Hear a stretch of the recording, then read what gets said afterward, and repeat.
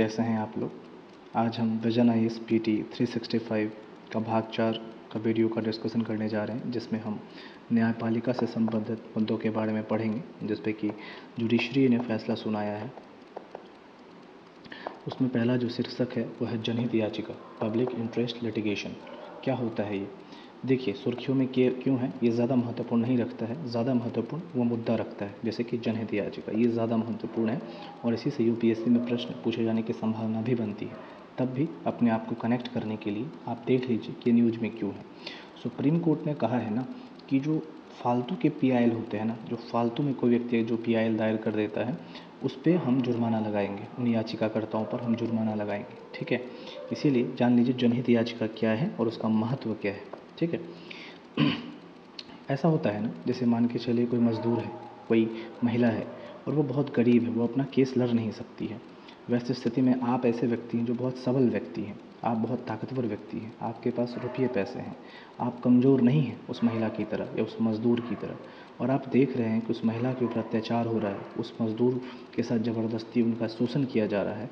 तो वैसे समय में आप उसके अधिकारों की रक्षा करने के लिए, उसके समानता के अधिकारों की रक्षा करने के लिए, उसके मानव अधिकारों की रक्षा करने के लिए आप स्वयं कोर्ट में जा सकते हैं और जा कर के PIL के माध्यम से उसकी सुनवाई करवा सकते हैं कोर्ट के अंदर। तो इसी को सामान्य भाषा में जनहित याचिका कहते हैं। बहुत शुद्ध हिंदी में जानना हो तो यही बात यहाँ पर लिखा गया है। मानवाधिकारों तथा समानता के अधिकारों की रक्षा करने और व्यापक लोक महत्व के मुद्दों को उठाने के लिए कानून का प्रयोग करना। ये जो जनहित याचिका है ना, इसको अमेरिकी न्यायिक प्रणाली से ली गई है, अमेरिका से इसे उठाया गया है, अपने भारतीय संविधान में इसको जोड़ा गया है। जनहित याचिका जो है अपने भारतीय संविधान का जो DPSP है, DPSP जिसको हम राज्य का नीति निर्देशक तत्व कहते हैं या डायरेक्टिव प्रिंसिपल ऑफ स्टेट कहते हैं, मतलब इसमें राज्यों को कुछ निर्देश दिए गए हैं भारतीय संविधान के द्वारा, जिसे राज्य को फॉलो करना चाहिए, उसको अपने राज्य में लागू करना चाहिए।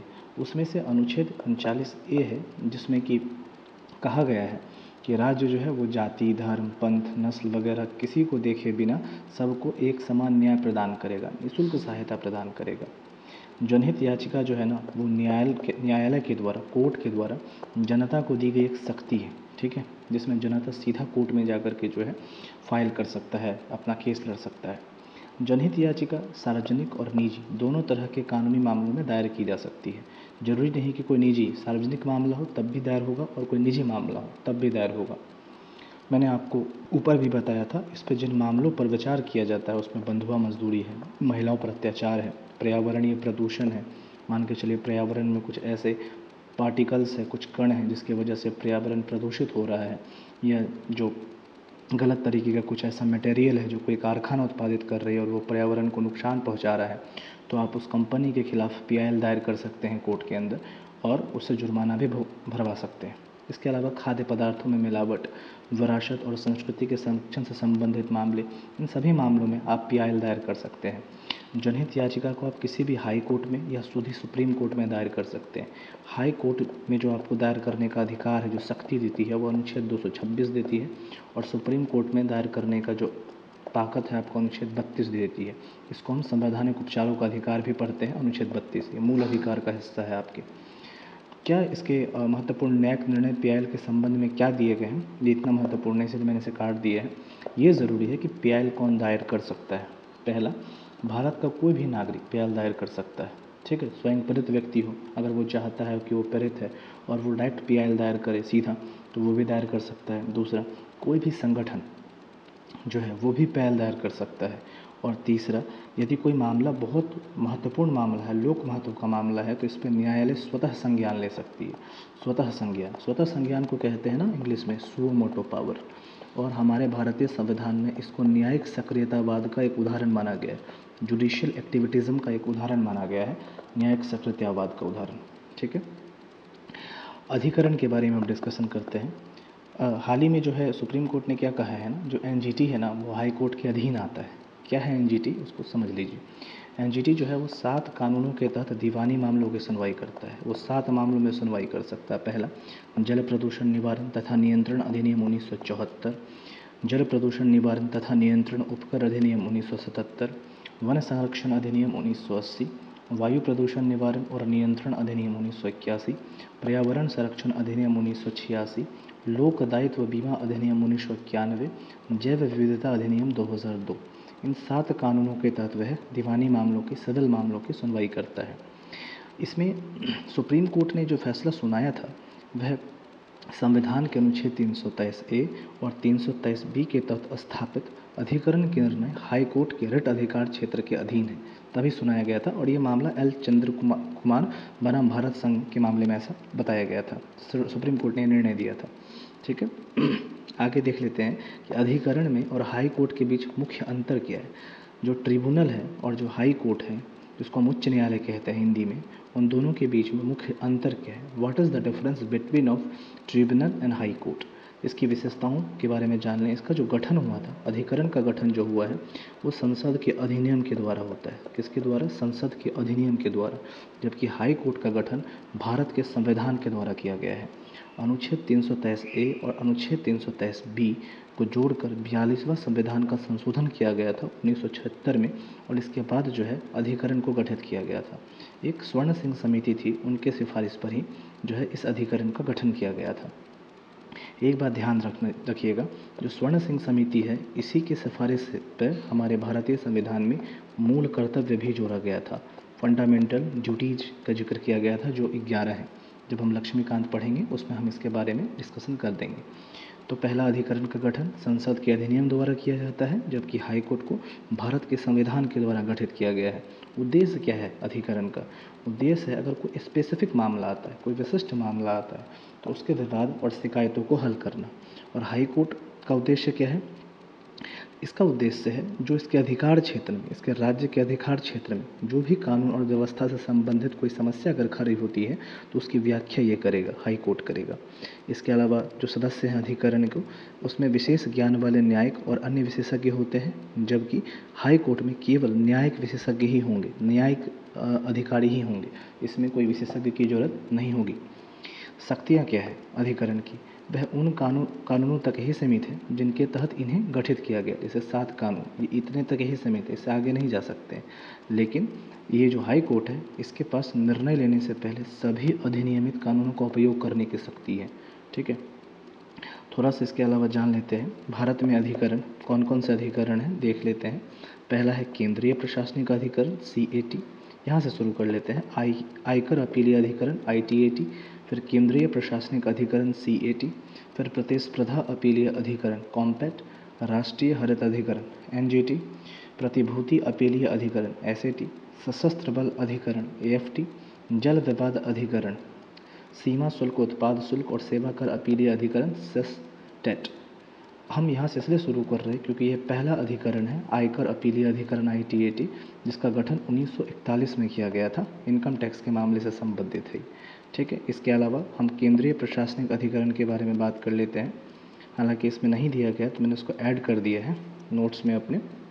केंद्रीय प्रशासनिक अधिकरण, इसकी स्थापना जो संविधान के अनुच्छेद 323A के तहत की गई थी, और इसे जो पारित किया गया था संसद ने 1985 में, प्रशासनिक अधिकरण अधिनियम 1985 के तहत पारित किया गया था।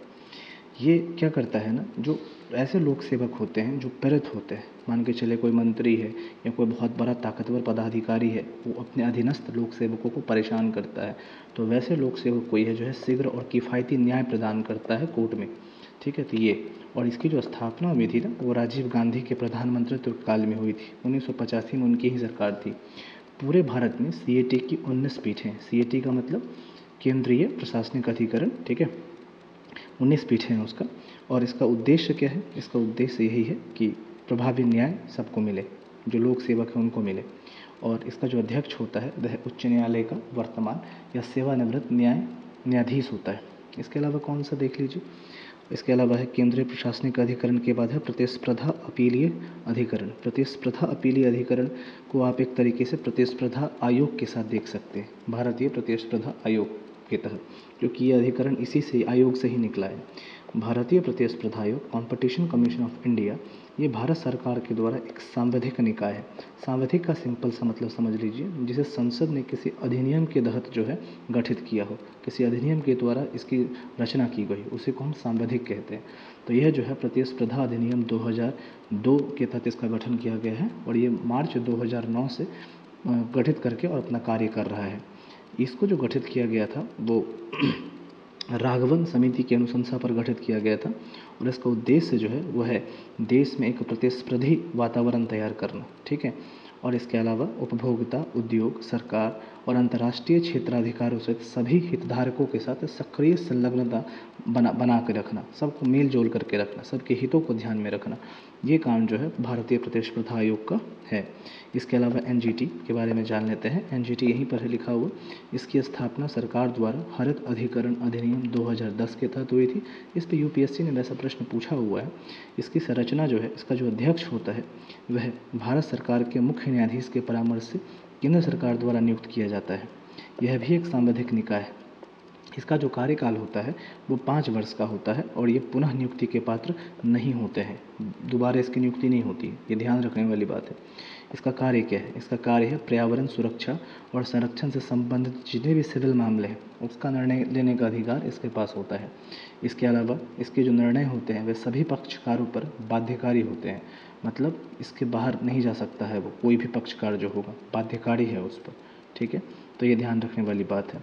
इसके अलावा प्रतिभूति अपीलीय अधिकरण के बारे में जान लेते हैं। प्रतिभूति अपीलीय न्यायाधिकरण या अधिकरण, इसको भारतीय प्रतिभूति और विनिमय बोर्ड अधिनियम, जिसको हम सेबी कहते हैं शॉर्ट फॉर्म में, सेबी एक्ट 1992 के प्रावधान के तहत एक वैधानिक निकाय है।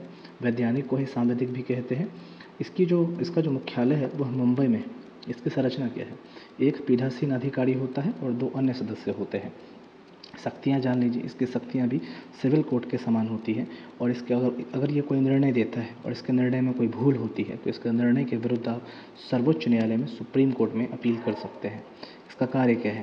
इसका कार्य है जो pension fund regulatory and development authority है, पेंशन फंड नियामक और विकास प्राधिकरण है, अगर इसके द्वारा कोई भी पारित आदेश है जो आपको पसंद नहीं आया है उसके खिलाफ आप इसके अंदर अपील कर सकते हैं, उसकी सुनवाई ये करेगा। या जो भारतीय बीमा विनियामक विकास प्राधिकरण है, जिसको हम insurance regulatory development authority of India कहते हैं, इसके द्वारा जो पारित आदेश है उसके खिलाफ जो अपील होगी उसकी सुनवाई और उसका निपटारा भी ये करेगा। इसके अलावा ये सब इतने महत्वपूर्ण नहीं हैं, उतने महत्वपूर्ण अधिकरण नहीं है। जल विवाद अधिकरण, सेस्टेट, सीमा शुल्क, ये इतने महत्वपूर्ण अधिकरण नहीं है, इसीलिए इसको छोड़ते हैं। मैंने ऊपर भी आपको बताया है 1941 में आयकर अपीलीय अधिकरण के रूप में प्रथम अधिकरण की स्थापना की गई थी, ठीक है। अब ये सब इतना इम्पोर्टेंट नहीं है, इसको छोड़ दीजिए। अगर आपको पढ़ना हो तो ये सब आप पढ़ सकते हैं पीडीएफ से, लेकिन जो मैं वही आपको बताऊंगा जो यूपीएससी की परीक्षा के हिसाब से ज़्यादा महत्वपूर्ण लगेगा, ताकि आपका समय का बचत हो। और ये मेरा उद्देश्य भी यही है कि आप कम समय में ज़्यादा चीज़ों के बारे में, महत्वपूर्ण चीज़ों के बारे में जान लें। न्यायाधीश की नियुक्ति के बारे में जान लेते हैं। अपॉइंटमेंट ऑफ जज, कैसे न्यायाधीश की नियुक्ति होती है। अनुच्छेद 124(1) के अनुसार संसद कानून द्वारा सुप्रीम कोर्ट में न्यायाधीशों की संख्या निर्धारित करती है। संसद के पास ये अधिकार है कि वह सुप्रीम कोर्ट में जितने भी न्यायाधीश हैं, जितने भी जजेज हैं, उसकी संख्या वो निर्धारित करेगी। अगर कहीं पे 10 जज की ज़रूरत है तो संसद एक अधिनियम बना के वहाँ पे 10 जज नियुक्त कर सकती है। न्यायाधीश की जो नियुक्ति होती है वो राष्ट्रपति द्वारा कॉलेजियम प्रणाली की मदद से होती है। कॉलेजियम प्रणाली क्या होती है? कॉलेजियम प्रणाली एक ऐसी प्रणाली होती है जहाँ एक समिति सुप्रीम कोर्ट और हाई कोर्ट में न्यायाधीशों की नियुक्ति और स्थानांतरण से संबंधित निर्णय देती है। इस समिति में कौन होते हैं? इस समिति में भारत के मुख्य न्यायाधीश सीजेआई होते हैं, सुप्रीम कोर्ट के 4 वरिष्ठतम न्यायाधीश और हाई कोर्ट के 3 सदस्य इसके अंतर्गत मौजूद होते हैं, ठीक है। ये जो कॉलेजियम प्रणाली से संबंधित एक बहुत महत्वपूर्ण निर्णय दिया था, जिसको हम 3 केस मानते हैं, फर्स्ट जजेज केस, सेकेंड जजेज केस, थर्ड जजेज केस। क्या हुआ था? प्रथम न्यायाधीशवाद या फर्स्ट जजेज केस में इसमें राष्ट्रपति भारत के मुख्य न्यायाधीश द्वारा की गई सिफारिश को ठोस कारणों के आधार पर अस्वीकार कर सकता है, ठीक है। अगर राष्ट्रपति को लगता है कि किसी तरह का कोई सिफारिश, मतलब राष्ट्रपति के पास किसी ने किया है और अगर वो सीजीआई उसको कुछ देता है तो राष्ट्रपति के पास अधिकार है वो उसको रिजेक्ट कर दे, उसकी बात ना माने सीजीआई की बात। दूसरा, द्वितीय न्यायाधीशवाद, सेकेंड जज केस। भारत के मुख्य न्यायाधीश को न्यायिक नियुक्ति और स्थानांतरण के मामले में केवल 2 वरिष्ठतम न्यायाधीशों से परामर्श करने की जरूरत है। और तृतीय न्यायाधीशवाद में क्या बोला कि जो भारत का जो मुख्य न्यायाधीश है उसको 4 वरिष्ठतम न्यायाधीशों से परामर्श करना चाहिए। मान के चलिए अगर किसी को हाई कोर्ट में जज नियुक्त करना है तो सीजीआई जो है वह 4 जजों के साथ मिल करके परामर्श करेगा कि हाँ भाई, इस बंदे को हाई कोर्ट का जज बनाना चाहिए कि नहीं बनाना चाहिए। अगर लगे कि हाँ यह उच्च न्यायालय का न्यायाधीश बनाने के योग्य है तो उसे बनाना है, और लगे नहीं तो उसे खारिज कर देंगे। एक और है जिला न्यायाधीश। जिला न्यायाधीश, जिसको हम डिस्ट्रिक्ट जज भी कहते हैं, ये सर्वोच्च न्यायिक प्राधिकारी होता है और यह आपराधिक और सिविल दोनों मामलों का क्षेत्राधिकार इसके पास है। हाईकोर्ट के परामर्श से राज्य का राज्यपाल जो होता है इसकी नियुक्ति करता है, इसकी पदोन्नति करता है, इसकी तैनाती करता है। इसकी योग्यता क्या है, इसकी नियुक्त होने की योग्यता क्या है? पहला तो ये किसी केंद्र या राज्य सरकार की सेवा में नहीं होना चाहिए, सिंपल लाभ के पद पर नहीं होना चाहिए। दूसरा, 7 साल तक अधिवक्ता या वकील रहा हो, ये एडवोकेट रहा हो या प्लीडर रहा हो। नियुक्ति के लिए हाईकोर्ट के द्वारा सिफारिश की गई होगी। ये 3 स्थितियाँ होंगी तभी कोई डिस्ट्रिक्ट जज बन सकता है। एक है कारागार जेल सुधार, प्रिजन रिफॉर्म के बारे में। अभी एनसीआरबी ने एक रिपोर्ट प्रस्तुत की है, कारागार सांख्यिकी रिपोर्ट 2021। इसमें कहा गया है कि जो राष्ट्रीय अपराध रिकॉर्ड ब्यूरो द्वारा जारी की जाने वाली ये प्रमुख वार्षिक रिपोर्ट है, ये जान लीजिए पहले, मैंने ऊपर भी ये चीज़ यहाँ पे बताया था आपको। ये जो कारागार सांख्यिकी रिपोर्ट 2021 है, ये एनसीआरबी द्वारा जारी की जाती है और हर साल जारी की जाती है। इसमें बताया गया है, रिपोर्ट में बताया गया है, जो विचाराधीन कैदी हैं उसकी बहुत ज़्यादा संख्या है। प्रत्येक 10 में से लगभग 8 कैदी अपनी सुनवाई का इंतज़ार कर रहा है। विचाराधीन का मतलब समझ रहे हैं, जिनके ऊपर किसी प्रकार का मुकदमा दर्ज किया हुआ है लेकिन अभी तक उसके संबंध में फैसला नहीं आया है, पर इसके बावजूद वो जेल में बंद है। उसको विचाराधीन या अंडर ट्रायल कहते हैं। अभी इस पर सुनवाई होनी बाकी है। ऐसा माना गया है 10 में से लगभग 8 कैदी अपनी सुनवाई का इंतज़ार कर रहे हैं। उत्तर प्रदेश में विचाराधीन कैदियों की संख्या सबसे ज़्यादा है। इसके बाद बिहार और महाराष्ट्र का स्थान आता है। थोड़ा सा जान लेते हैं कारागार के बारे में भी। कारागार से संबंधित बातें कहाँ कहाँ की गई है। जेल के बारे में देखिए, जेल जो है या कारागार जो है वह राज्य सूची का विषय होता है। केवल इसमें राज्य ही कानून बना सकती है, केंद्र इसमें किसी भी प्रकार का हस्तक्षेप नहीं करेगी। इसमें लिखा भी है कि कारागारों का प्रशासन और प्रबंधन ये राज्य सरकार का उत्तरदायित्व है। एनसीआरबी चूँकि रिपोर्ट जारी करती है, इसलिए एनसीआरबी के बारे में भी जानना बहुत महत्वपूर्ण है। एक बहुत महत्वपूर्ण संस्था भी है। एनसीआरबी क्या है?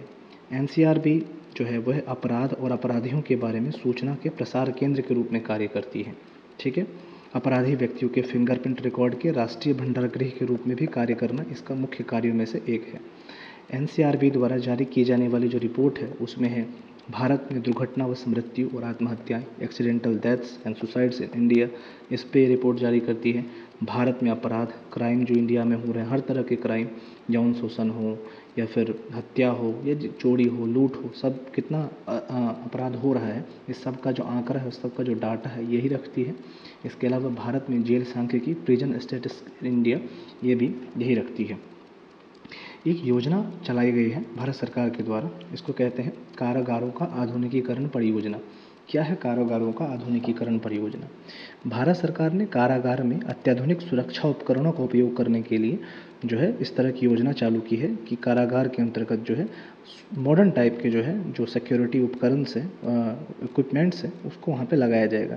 कई लोग आप देखते होंगे जो जेल से फ़ोन पे बात करते हैं, वीडियो वगैरह बनाते हैं, फेसबुक चलाते हैं, तो ऐसे लोगों के ऊपर जैसे जैमर लगा दिया जाएगा जेल के अंदर, कोई यूज ही नहीं कर पाएगा, इसका कोई प्रयोग ही नहीं कर पाएगा। तो ये सब चीज़ें जो हैं वो आधुनिकीकरण योजना के अंतर्गत आती हैं। इस परियोजना की जो अवधि है वो 5 साल है। अब आगे बढ़ते हैं, इसमें वैसे कुछ खास अब है नहीं बताने के लिए। मृत्यु दंड के बारे में जान लेते हैं। Death penalty, capital punishment. Death penalty क्या होती है? अभी हाल ही में सुप्रीम कोर्ट ने सुओ मोटो लेते हुए, मैंने बताया था ऊपर, स्वतः संज्ञान सुओ मोटो लेते हुए उस प्रक्रिया का पुनर्वलोकन आरंभ किया है जिसके द्वारा न्यायालय मृत्युदंड देते हैं। भारत में मृत्युदंड से संबंधित कुछ प्रावधान है, जैसे कि 7वीं अनुसूची में आपराधिक कानून और आपराधिक प्रक्रिया वो संवर्ती सूची का विषय है। 7वीं अनुसूची में 3 सूचियों की बात की गई है, मैंने आपको बताया है, राज्य सूची, केंद्र सूची, संघ सूची या संवर्ती सूची। उसमें जो है आपराधिक कानून और आपराधिक प्रक्रिया वो संवर्ती सूची का विषय है, मतलब इस पर केंद्र और राज्य दोनों मिल करके कानून बनाएगी। एक इसके बाद अनुच्छेद 21, इसमें बोला गया है कि किसी भी व्यक्ति को उसके जीवन या व्यक्तिगत स्वतंत्रता से वंचित नहीं किया जाएगा, और अगर किया भी जाएगा तो विधि द्वारा स्थापित प्रक्रिया के माध्यम से ही किया जाएगा। इसके अलावा अनुच्छेद 72 और अनुच्छेद 161, अनुच्छेद 72 राष्ट्रपति और अनुच्छेद 161 राज्यपाल को क्षमादान की शक्ति देता है, इसको उल्लेख किया गया है। अब मृत्युदंड के बारे में जान लेते हैं थोड़ा सा। जब किसी व्यक्ति को उचित कानूनी सुनवाई के बाद अपराध की सज़ा के रूप में मौत की सज़ा दी जाती है तो उसे मृत्युदंड कहा जाता है। अब यहाँ पे एक सिंपल सी बात समझ लीजिए कि इसके बारे में एक सामान्य परिभाषा भी चलती है। एक ऐसा व्यक्ति जो दूसरे व्यक्ति की हत्या करता है और उसको जब उसके बाद सज़ा दी जाती है तो उसे मृत्युदंड कहते हैं। ठीक है, उसे हत्यारा कहते हैं। उसकी जो सज़ा दी जाती है, जिसके भी द्वारा दी जाए, पहले प्राचीन समय में राजा के द्वारा, तो मृत्युदंड शुरू से ही इसका उपयोग किया जाता रहा है। यहाँ पे लिखा भी वही बात है, अत्यंत प्राचीन काल से इसका उपयोग दंड के एक तरीके के रूप में किया गया है। भारत में मृत्युदंड जो है वो है पंजाब और मध्य प्रदेश में मृत्युदंड का प्रावधान किया गया है। जो जहरीली शराब पीने से होने वाली मृत्यु के लिए जहरीली शराब बेचने वाले व्यापारियों को जो है उसके लिए मृत्युदंड दे दिया जाएगा।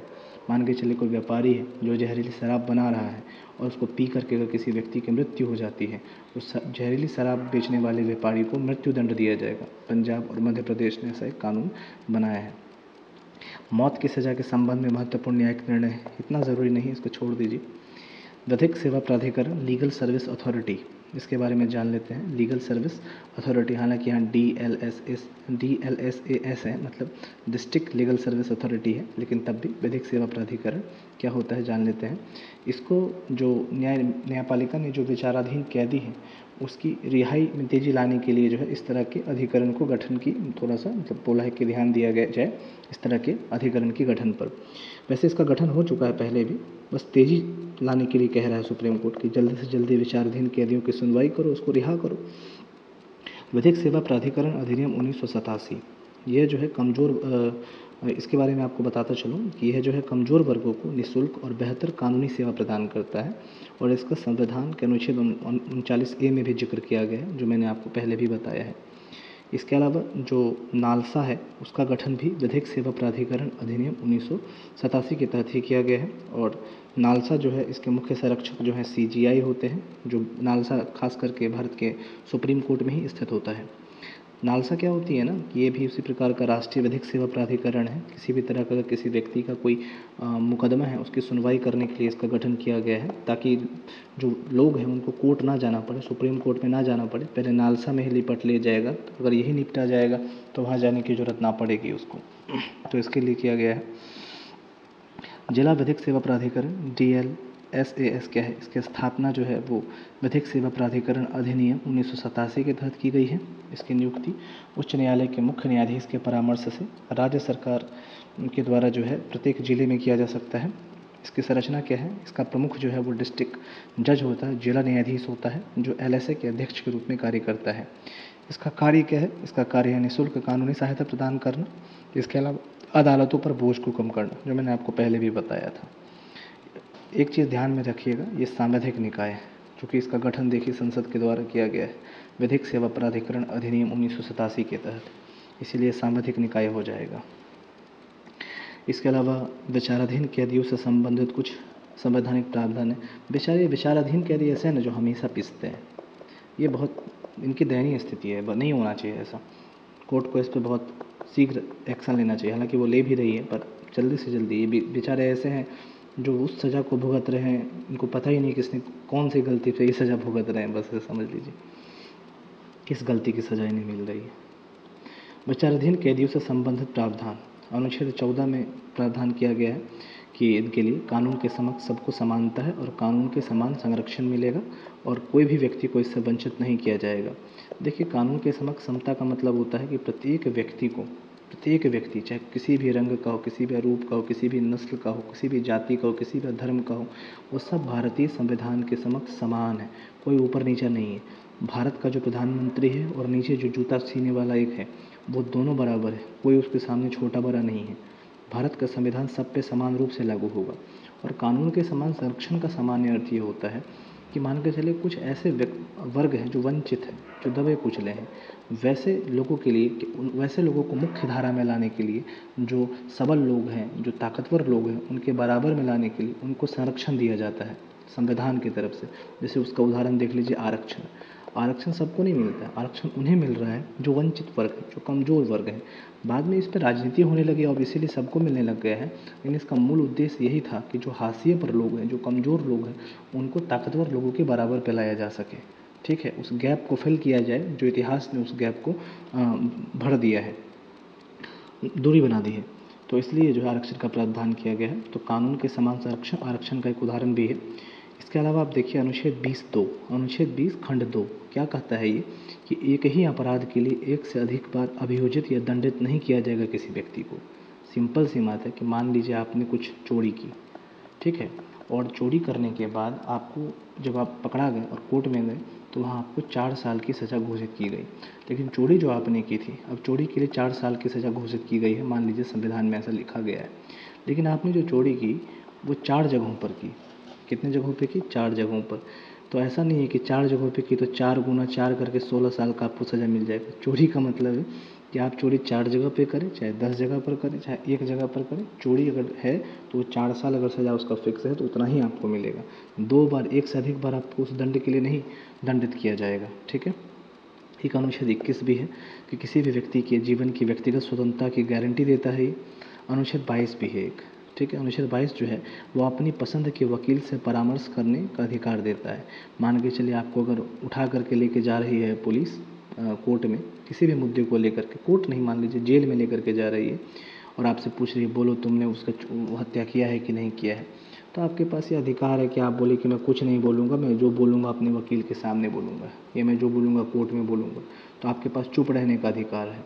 और अगर आपको पुलिस ज़्यादा दबाव दे रही है तो जो आपसे बुलवाती है आप बोल दीजिए, वो कोर्ट में मान्य नहीं होता है, ठीक है। अगर पुलिस, कई लोग थप्पड़ उप्पड़ खा लेते बिना मतलब का, सोचते हैं कि हम बोल देंगे तो कहीं हमको अरेस्ट ना हो जाए, हमको जेल ना डाल दिया जाए, ऐसा नहीं होता है।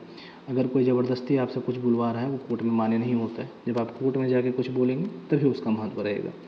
इसके अलावा अनुच्छेद 32 और अनुच्छेद 226 ये सुप्रीम कोर्ट और हाई कोर्ट जाने का आपको अधिकार देता है। अनुच्छेद 39A जो कि DPSP के अंतर्गत आता है, वह कमज़ोर वर्गों को निःशुल्क कानूनी सहायता प्रदान करता है। तो ये था संविधान पीठ की कार्यवाही का सीधा प्रसारण, live streaming of constitutional bench hearing, ठीक है। सुप्रीम कोर्ट ने पहली बार अपने संविधान पीठ की सुनवाई का सीधा प्रसारण किया है। और ये जो प्रसारण है, एक मामला आया था 2018 में स्वप्निल त्रिपाठी बनाम सुप्रीम कोर्ट। इसमें कहा था कि जो अदालती कार्यवाही का सीधा प्रसारण है ना, वो संविधान के अनुच्छेद 21 के तहत प्रत्येक लोगों की न्याय तक पहुँच के अधिकार का एक हिस्सा है, ठीक है। तो इसीलिए इस तरह का काम किया गया है। वैसे हालांकि देखा जाए तो वर्तमान में 6 हाई कोर्ट हैं, गुजरात, उड़ीसा, झारखंड, पटना, मध्य प्रदेश, जो अपने यूट्यूब चैनल के माध्यम से अदालती कार्यवाही का सीधा प्रसारण करते हैं। न्यायपालिका को अधिक कुशल और सुलभ बनाने के लिए कुछ योजनाएं लॉन्च की गई हैं, कुछ पहल किए गए हैं, कुछ इनिशिएटिव लिए गए हैं। जैसे पहला है सुपेस। सुपेस क्या है? न्यायालय की दक्षता में सहायता के लिए सुप्रीम कोर्ट का ये पोर्टल है, जिसमें ये AI से आधारित एक उपकरण है, ठीक है। और जो भी प्रासंगिक तथ्य या कानून होते हैं उसको ये एकत्र करता है और फिर उसे जज को उपलब्ध कराता है, न्यायाधीश को उपलब्ध कराता है। एक और है सुभाष। अब सुप्रीम कोर्ट के निर्णय का स्थानीय भाषाओं में अनुवाद करने के लिए AI आधारित उपकरण है। जैसे मान के चलिए सुप्रीम कोर्ट ने कुछ निर्णय दिया, पर जो छोटे जगह पर रहने वाले लोग हैं या जिन्हें अंग्रेजी समझ में नहीं आती तो वो कैसे समझेंगे उस निर्णय को, तो आप ये वाला जो है डाउनलोड कर सकते हैं फ़ोन में। ये आपको सुप्रीम कोर्ट के निर्णय को स्थानीय भाषा में अनुवाद कर देगा। इसके अलावा एक है फास्टर सिस्टम। फास्टर सिस्टम क्या होता है कि मान के चलिए बहुत बार ऐसा होता है कि जो कैदी होता है उसका रिहाई का दिन आ गया है, लेकिन वो बेचारे को रिहाई नहीं मिल पा रही है क्योंकि उसको ज़मानत की जो कॉपी है ना वो अभी तक थाने में पहुंची ही नहीं है। तो इसके लिए फास्टर सिस्टम लाया गया है कि अदालत से मिली ज़मानत या आदेश उसकी कॉपी जो जेल में बहुत जल्द से जल्द पहुंच जाएगी ईमेल के जरिए या किसी अन्य माध्यम से, ताकि उसको तुरंत वहाँ से बरी कर दिया जाए। इसके अलावा एक फास्ट ट्रैक स्पेशल कोर्ट का भी गठन किया गया है। ये जो है पोक्सो अधिनियम से संबंधित मामलों की सुनवाई करती है। पोक्सो अधिनियम जो है बलात्कार के साथ साथ जो बालकों के साथ जो लैंगिक अपराध होते हैं, लैंगिक अपराध का मतलब किसी बालक के साथ यौन शोषण करता है, रेप करता है, तो वो पोक्सो एक्ट के अंतर्गत आता है, तो उसकी सुनवाई करते हैं ये फास्ट ट्रैक स्पेशल कोर्ट्स। इसके अलावा ई कोर्ट परियोजना के तहत भी कुछ इनिशिएटिव्स ली गई है, जैसे कि वर्चुअल जस्टिस क्लॉक।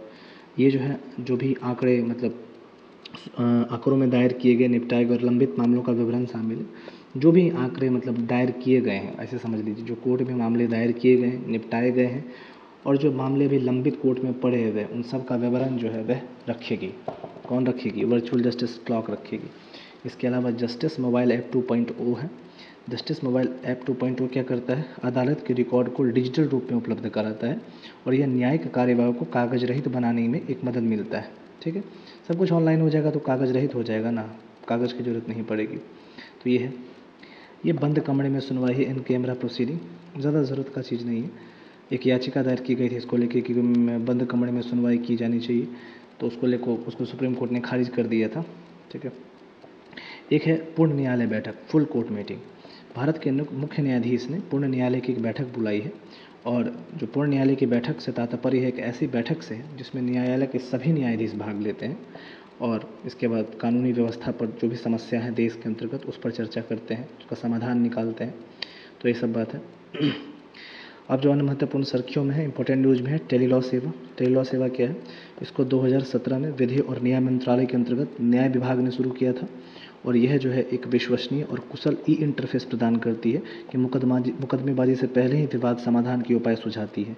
इसके तहत क्या किया जाएगा ना कि सभी 1 लाख ग्राम पंचायतों में कॉमन सर्विस सेंटर जो है वो उपलब्ध कराया जाएगा, और वीडियो कॉन्फ्रेंसिंग के माध्यम से वकीलों को और लोगों को जोड़ दिया जाएगा कानूनी सहायता के लिए।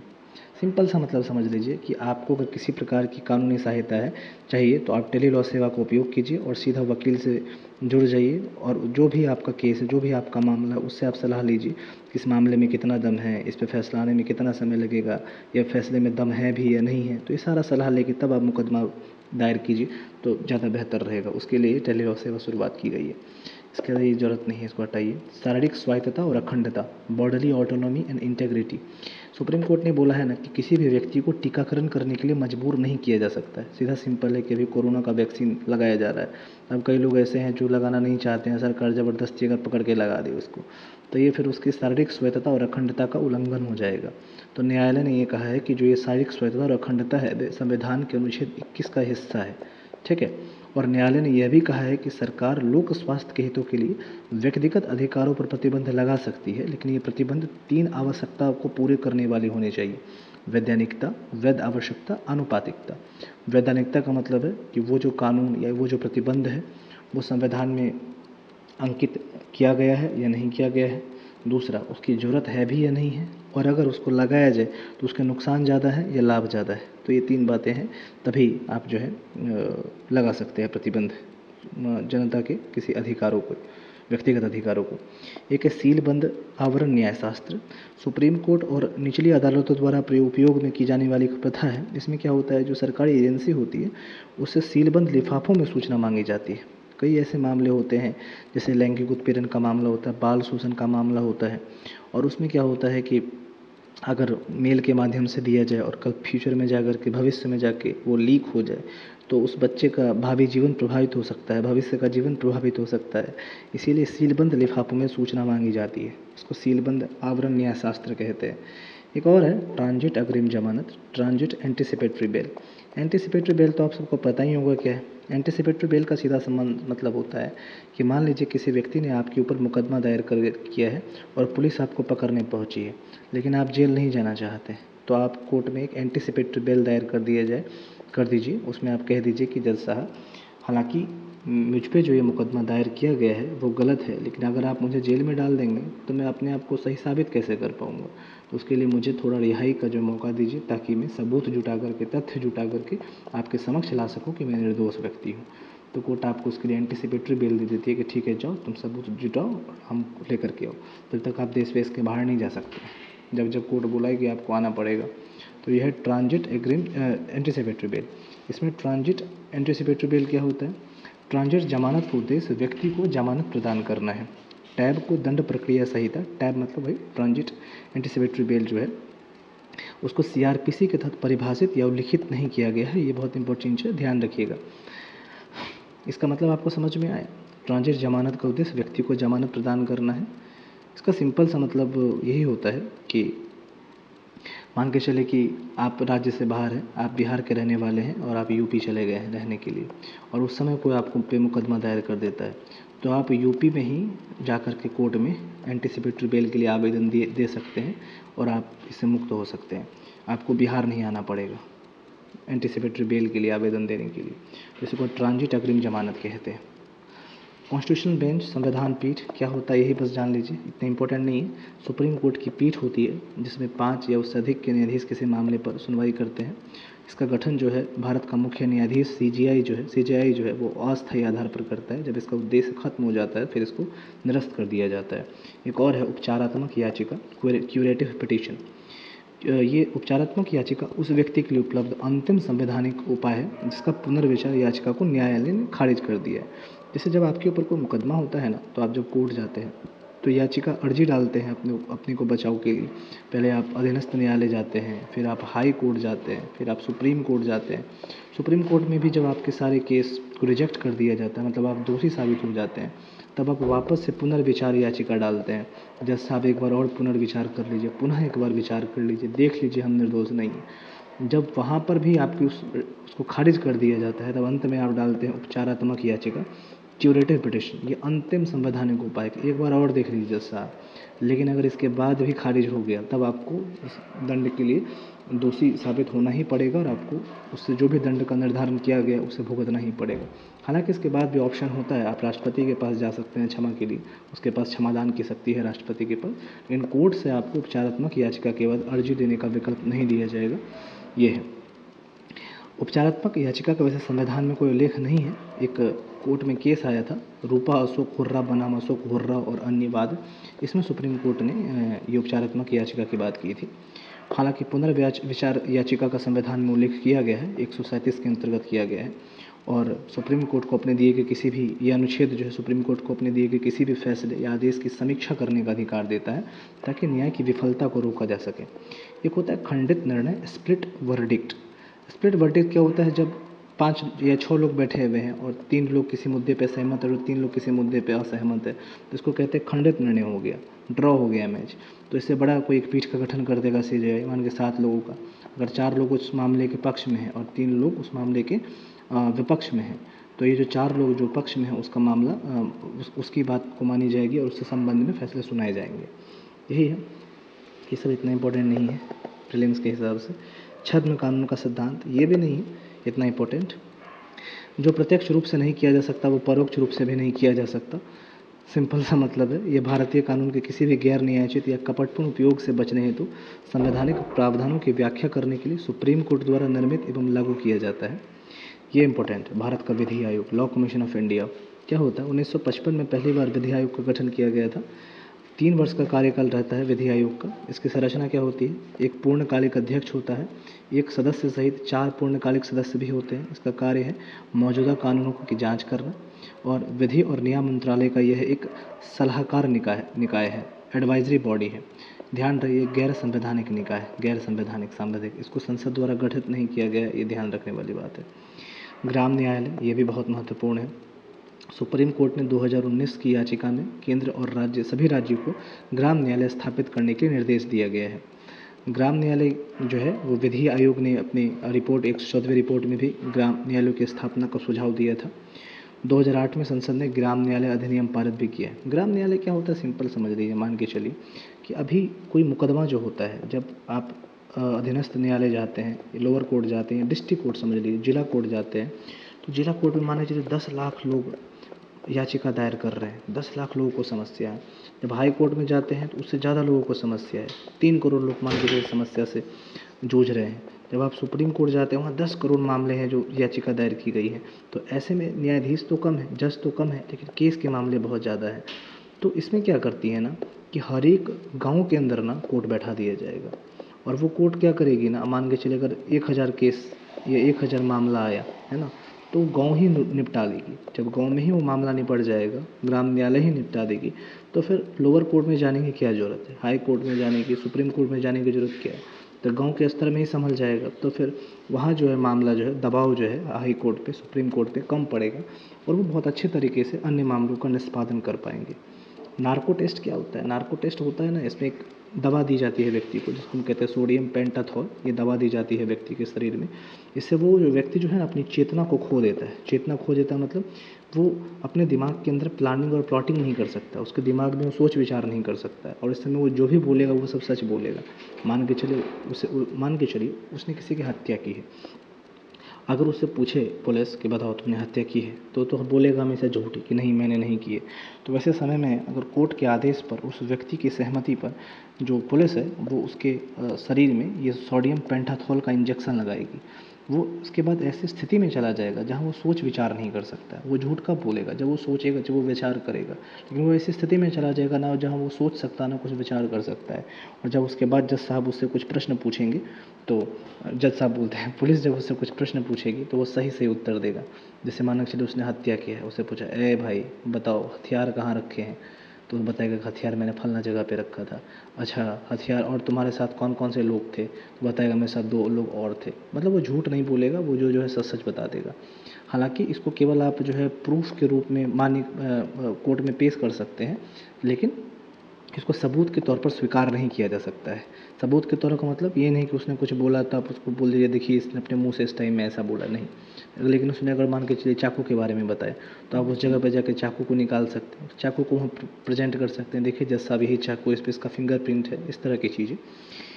तो यही नार्को टेस्ट होता है। इसके अलावा इसमें बहुत सारे अलग अलग टेस्ट भी होते हैं। नार्को टेस्ट होता है, पॉलीग्राफ होता है, जो चिप उप लगा कर फिल्म आई थी नो प्रॉब्लम, उसमें पॉलीग्राफ लगाया था, सच और झूठ पे जो बत्ती जलती थी। एक होता है ब्रेन मैपिंग टेस्ट। ये सब ऐसे साइंस एंड टेक्नोलॉजी का ये सब टॉपिक है, जरूरी नहीं है इसमें जानना। राष्ट्रीय स्वचालित फिंगरप्रिंट पहचान नफीस, गृह मंत्रालय के द्वारा इसकी शुरुआत की गई है। और ये क्या करता है ना कि जो भी अपराधी जेल के अंतर्गत आते हैं ना वो सबका फिंगरप्रिंट लेके रख लेता है। और जब वो अपराधी कहीं बाहर निकलेगा फिर भविष्य में चल करके, और अगर वो अपराध करता है तो उसकी उंगलियों के निशान से उस व्यक्ति की आसानी से खोज की जा सकती है। इसको एनसीआरबी ने विकसित किया है। एक है राष्ट्रीय कंपनी विधि, national company law tribunal, NCLT. NCLT company अधिनियम को 2013 के तहत 2016 में स्थापित किया गया था। 2013 के तहत 2016 में स्थापित किया गया था। और यह दिवाला और शोधन अक्षमता सहित कंपनी कानून से संबंधित मामलों पर निर्णय देता है। कहने का मतलब सीधा है, अगर कोई कंपनी दिवालिया हो गई, किसी कंपनी ने किसी बैंक से लोन लिया था 10 लाख रुपए का और वो कंपनी अब चुकाने में असमर्थ है, तो जो वो बैंक है, वो जो बैंक है वो जाएगी एनसीएलटी के पास और एनसीएलटी इस मामले की सुनवाई करेगा। इसी को दिवाला और शोधन अक्षमता संहिता के अंतर्गत डाला गया है। इसका जो मुख्य पीठ है वो नई दिल्ली में है, मुख्य न्यायालय नई दिल्ली में है। इसकी कुल 28 पीठ हैं। एक है क्राइम मल्टी एजेंसी सेंटर, क्राइमेक भी कहते हैं शॉर्ट फॉर्म में। गृह मंत्रालय ने इसको लॉन्च किया था और ये अपराध और अपराधियों के बारे में 24 घंटे जानकारी साझा करता है, जो कानून प्रवर्तन एजेंसी, जो भी कानूनी एजेंसी उनके बीच में, ताकि उनके बीच सूचना का जो प्रवाह है वो निर्बाध रूप से चलता रहे। इसको भी एनसीआरबी ने ही जो है विकसित किया है। तो आज का लेक्चर ख़त्म होता है, मिलते हैं अगले लेक्चर में, अगली वीडियो में। तब तक के लिए ध्यान